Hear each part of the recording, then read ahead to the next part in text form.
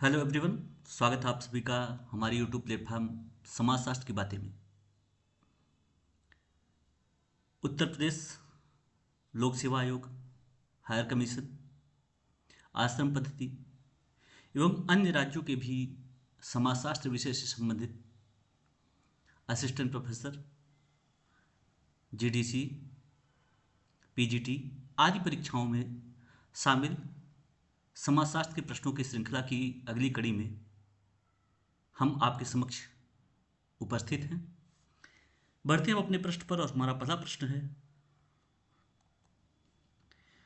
यह किसने परिभाषित किया है कि यह किसने परिभाषित किया है कि जो सिद्धांत शास्त्री यह नहीं जानता है कि उसकी उपकल्पना की परीक्षा के लिए कौन कौन सी विधियां उपलब्ध हैं, वह व्यवहारिक प्रश्नों के निर्माण में असफल रहता है।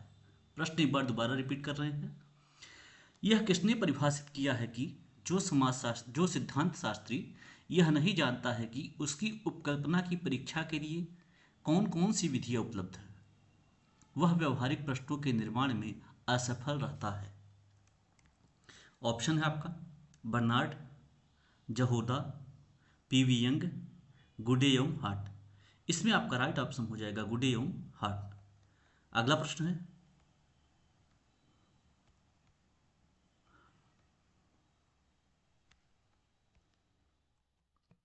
यह किसने लिखा है कि इसके विस्तृत अर्थों में इसके विस्तृत अर्थों में समाजशास्त्र मानवीय अंतःक्रियाओं एवं अंतः संबंधों, उनकी दशाओं तथा परिणामों का अध्ययन है।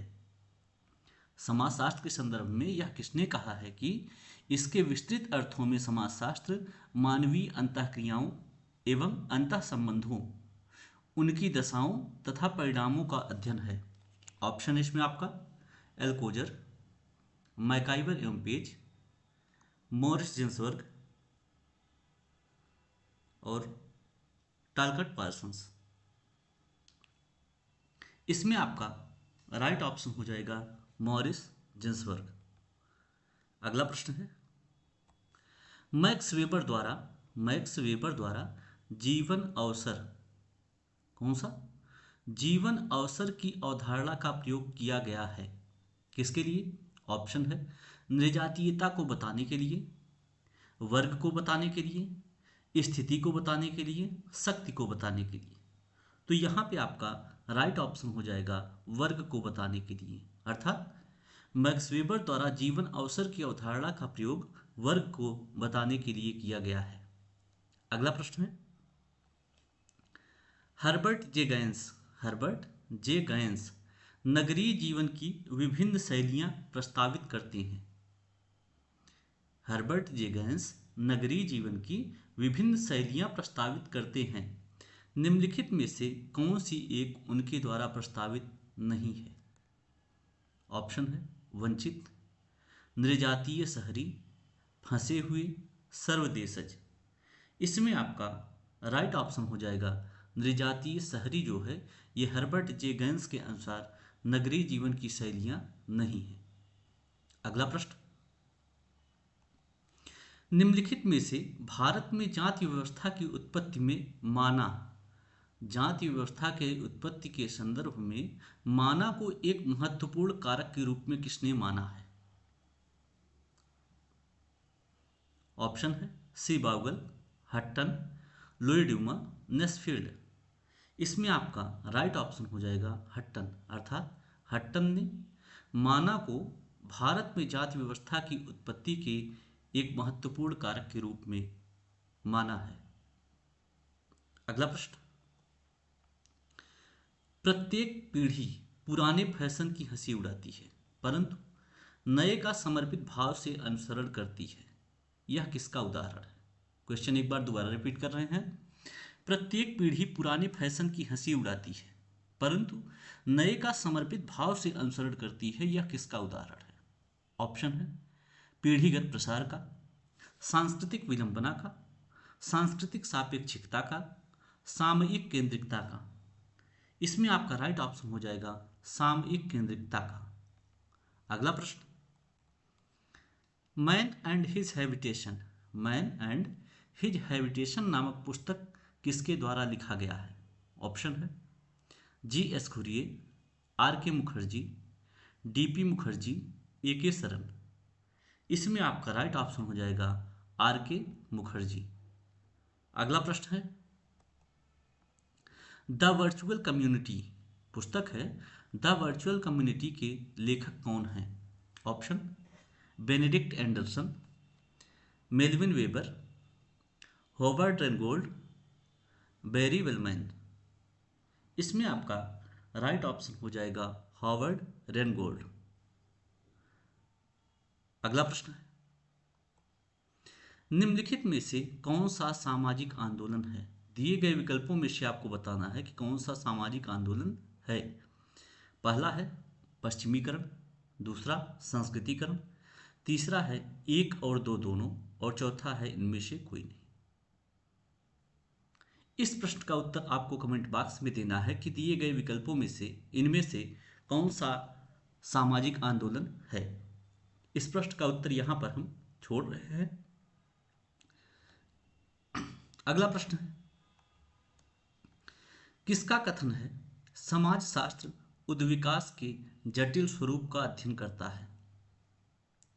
प्रश्न रिपीट कर रहे हैं, किसका कथन है समाजशास्त्र उद्विकास के जटिल स्वरूप का अध्ययन करता है?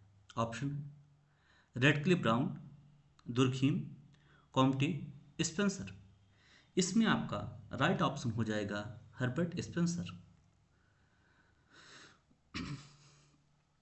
अगला प्रश्न, उभयलिंगी समाज में, किस समाज में?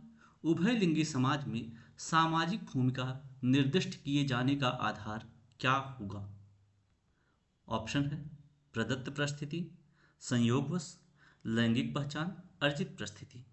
इसमें आपका राइट ऑप्शन हो जाएगा अर्जित परिस्थिति। अगला प्रश्न, किसका कथन है? यहां पे एक कथन दिया गया, आपको बताना है कि दिए गए विकल्पों में से यह किसके द्वारा कहा गया है।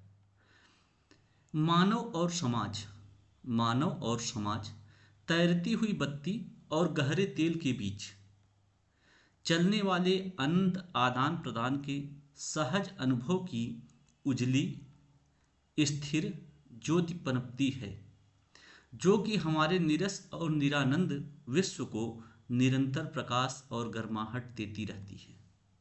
कथन एक बार दोबारा रिपीट कर रहे हैं, मानव और समाज तैरती हुई बत्ती और गहरे तेल के बीच चलने वाले अनंत आदान प्रदान के सहज अनुभव की उजली स्थिर ज्योति पनपती है, जो कि हमारे निरस और निरानंद विश्व को निरंतर प्रकाश और गर्माहट देती रहती है। ऑप्शन है राधा कमल मुखर्जी, मैक्स वेबर, मैकाइवर एवं पेज, सिकोर्ड तथा बकमैन। इसमें आपका राइट ऑप्शन हो जाएगा राधा कमल मुखर्जी।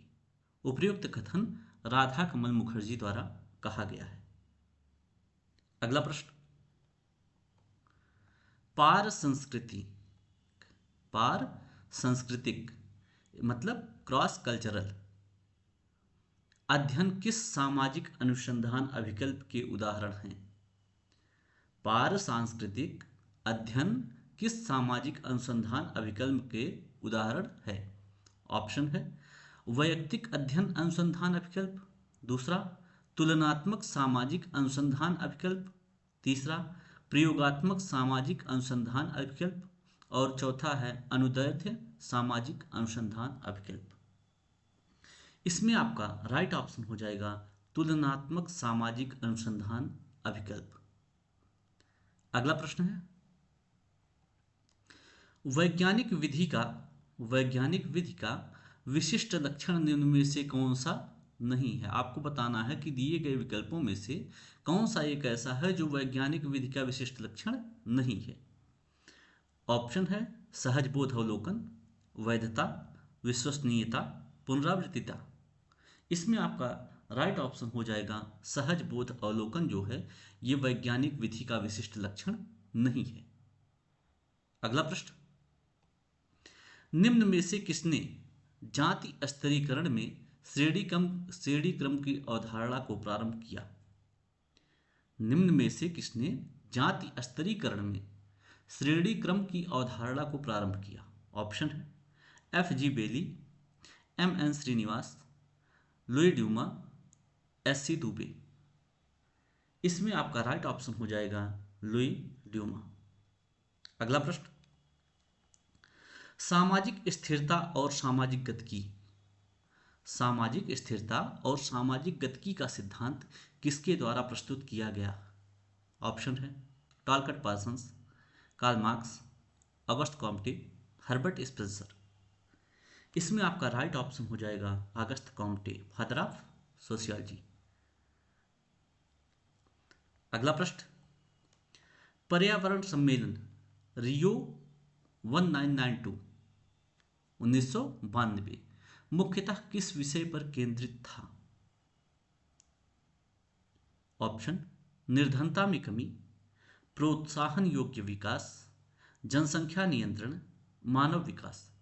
इसमें आपका राइट ऑप्शन जो होगा वो हो जाएगा प्रोत्साहन योग्य विकास, अर्थात सस्टेनेबल डेवलपमेंट या सतत विकास।